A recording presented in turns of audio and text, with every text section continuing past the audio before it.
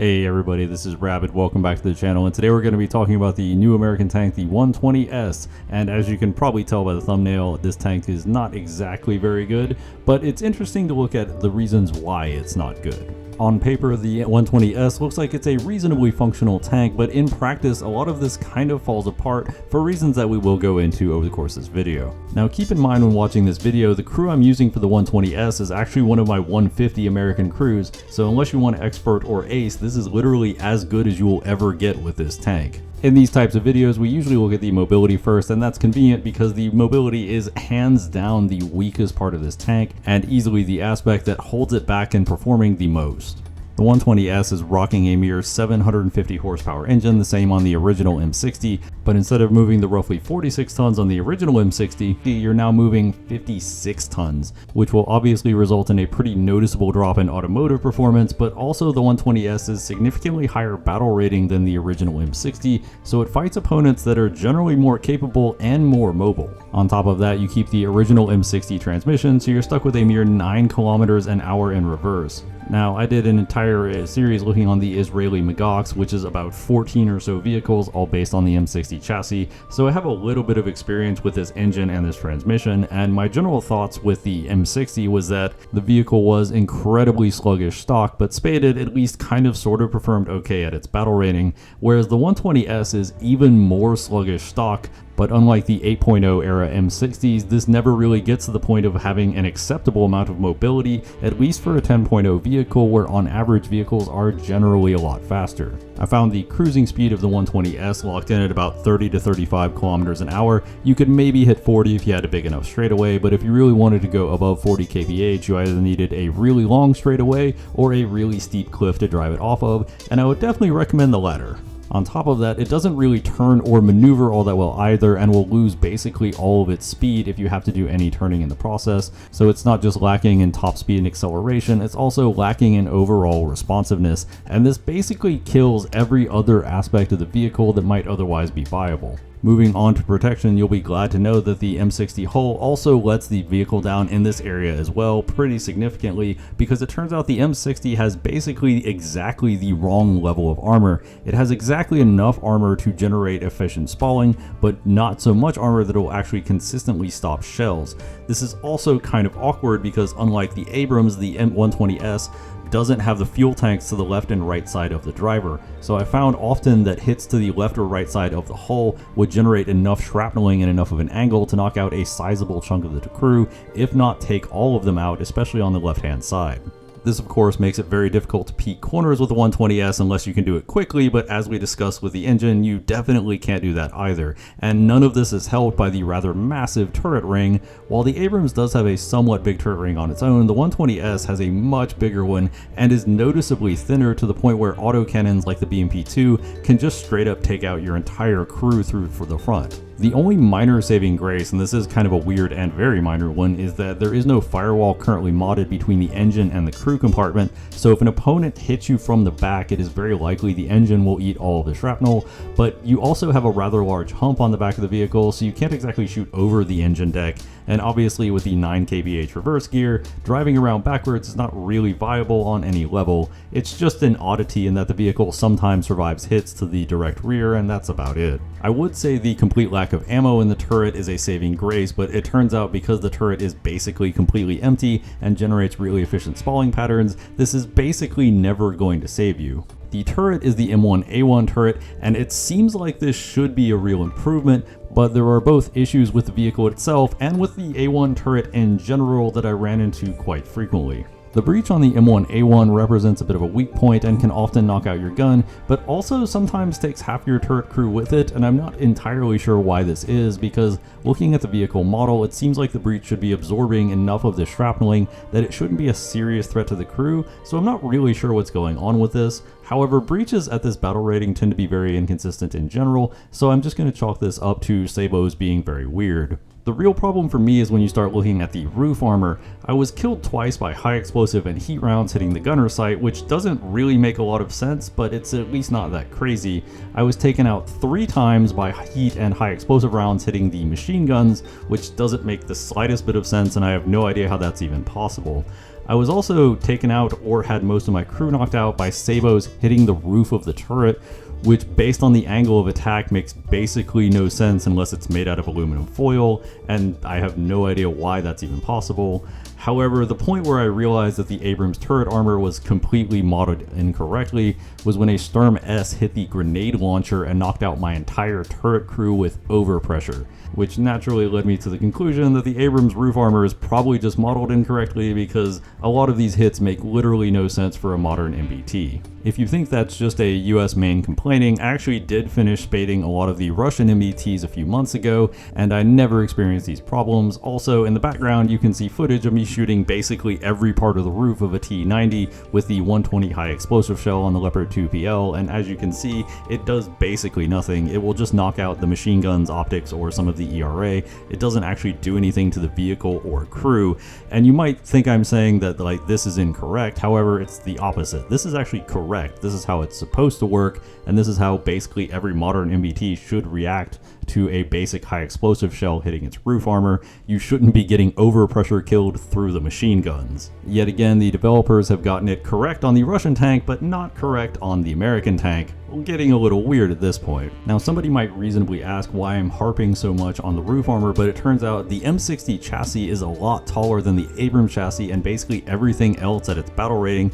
so you're a lot higher up, which means the roof will get hit a lot more. In addition to that, you are also very slow, so unlike a normal Abrams that at least has some maneuverability or agility, the 120S's roof is just a very juicy target if it happens to be poking above a wall or a hill. As a bit of a side note, this roof vulnerability is also the reason why I would never recommend getting the M1A2 Set V2, because it has all of the machine guns, gun shields, and other crap that will take a Russian high explosive shell and basically get you killed, and no way to remove it, unlike the SEP or the M1A2. It was super nice of Gaijin to give the Americans a new top tier MBT whose only selling points is that it's slower than all of its predecessors and is basically Russian high explosive bait. Thanks for that one. This also brings up an interesting point that in the dev stream they commented, in any position where you're hull down, you're effectively an M1A1 at 10.0, and I could understand why they would think that on the surface, but in practice this isn't really true. An M1A1 has a decent engine and a low profile, so it can accelerate forward and backward relatively quickly and can even try to bait opponents into shooting it as though it's about to crest a hill,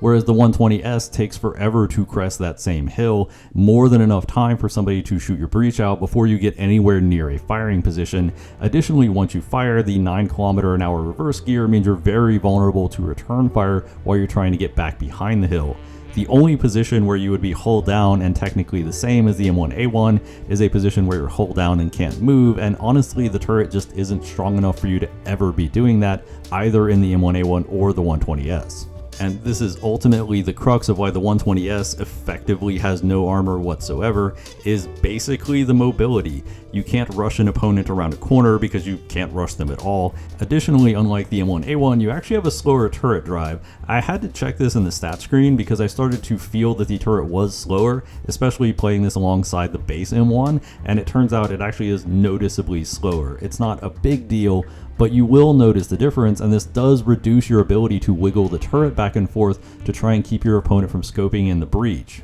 And all of this means that basically the only times I would really survive a hit and still be in a condition to return fire is when opponents seem to confuse the 120S for a much better tank, the Abrams, and avoided shooting the hull, instead trying to go for the turret ring or breach and not exactly hitting that target. And that's really the only time you can reasonably expect the armor on this vehicle to stand up, which is at best very inconsistent, and honestly nobody should ever be shooting there. This of course does bring us bound to the firepower, which is kind of the only even remotely usable aspect of this vehicle. However, it in and of itself also has a few different problems. For starters, the stock Heat FS shell is really difficult to use efficiently against a lot of common enemies like the T80UD, the T72 Terms, and the Leopard 2A4. Because of this, and honestly because of the incredibly poor survivability, I would heavily recommend skipping parts entirely and going straight to M829, which is thankfully only a rank 1 modification, but this does, combined with the incredibly poor stock mobility, make the stock performance on this vehicle one of the most painful you will ever have in this entire game.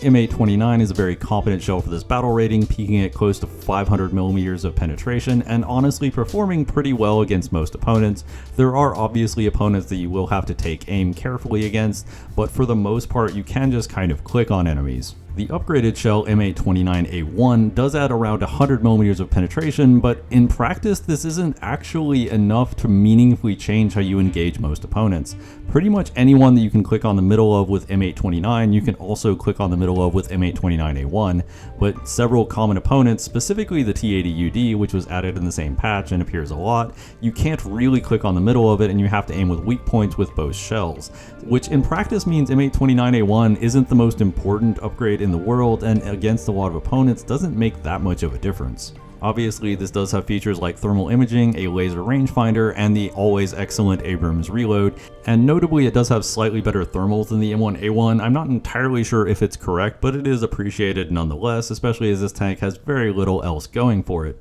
You can get the reload all the way down to 5 seconds on an ace crew, although I severely doubt most people are going to spend the time or gold making that happen. However, you will still out-reload most opponents pretty comfortably, even with just a fairly high-level crew. Now, looking at the gun, you might rightfully think this vehicle is at the best at long ranges because it has a powerful gun, fast reload, laser rangefinder, and thermal imaging system. The problem is that, as we kind of discussed, it is very slow to peek a hill or peek a corner, to the point where basically anybody can take you out or disable you if they know you're there before you start peeking, and this was one of the core problems I was experiencing with the 120S in basically every game. Anytime the enemy knew I was there, even though my gun could easily kill them, I just didn't have any options because of the incredibly poor armor and mobility. It's useful at this point to bring up a vehicle like the Flak Bus because the Flak Bus likewise has poor mobility, poor armor, and an incredibly powerful gun, but it's important to remember the Flak Bus is at a very low battle rating, where most opponents have lower velocity guns and no rangefinder, so at a long distance you can easily get the range and hit them first,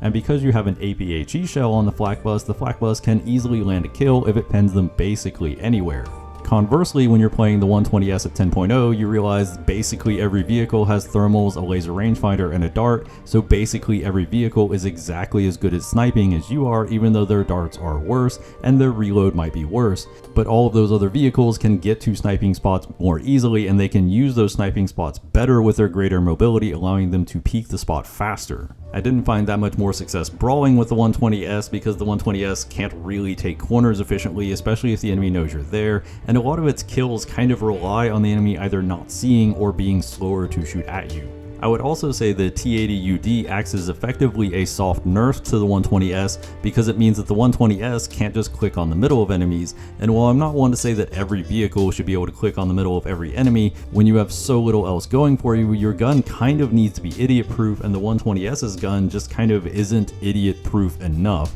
And this is also combined with the inconsistencies of Sabo, which is compounded by the mobility issues. If your dart just doesn't quite work right or doesn't do the damage you need it to, you can't reverse out and you're not fast enough to try and get away. So more often than not in these scenarios, if your dart just chooses to not behave, you're just kind of screwed. You have no other options. It's normally here that I would recommend a firm playstyle for the 120S. The problem is that there really isn't any playstyle. It's basically hurt by its mobility and its lack of armor in every possible scenario, even though the gun is generally pretty good, and this is part of the reason why my best advice is simply to drive around clicking on things, because you're going to get about as good of a result as you can carefully sitting back and waiting for the enemy. Anecdotally, I was mostly hard capped at around 4 kills because around 2 to 3 kills is where the enemy starts to know you're there, and as soon as the enemy knows you're there, you can't retreat or reposition efficiently, and you can't fight an opponent who knows where you are because they will just shoot you and disable or kill you first. And of course there's always revenge casts, and the 120S is both big, heavy, and slow, so it's a very easy target for helicopters and planes alike,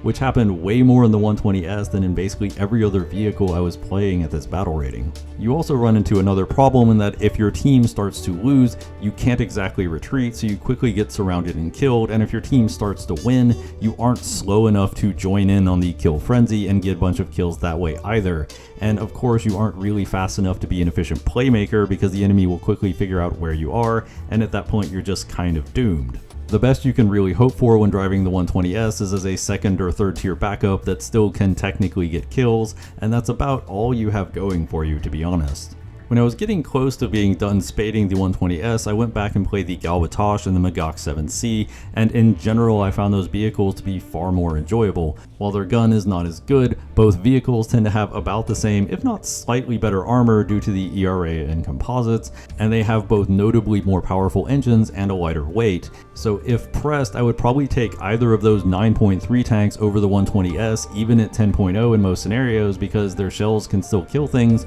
but they can actually get to positions a lot more efficiently and can at least kind of sort of try to make the armor work. And I think that's kind of the crux of why I really dislike the 120S, is because any scenario where you're getting lots of kills in the 120S are scenarios where your opponents are not reacting fast enough or not paying attention, and in those scenarios you could get the exact same number of kills with basically any other tank, and you would have a much better general baseline of performance. Some vehicles in War Thunder are bad in ways that are at least entertaining or fun, or they at least make getting kills satisfying, but the 120S is that kind of weird, boring bad where it's basically just 15 to 20% worse than everything it fights, and because you're just shooting people with darts, it's not exactly exciting to get kills with it either. It's just kind of bad and boring at the same time, which is not a particularly fun combination, and this vehicle will not be featured in my lineups from now on. Of course, that's just my opinion on the 120S. If you have a different view, please drop it in the comments below. I always love reading that. Hope you enjoyed it. Hope you had a great day. If you did, like and subscribe is always appreciated.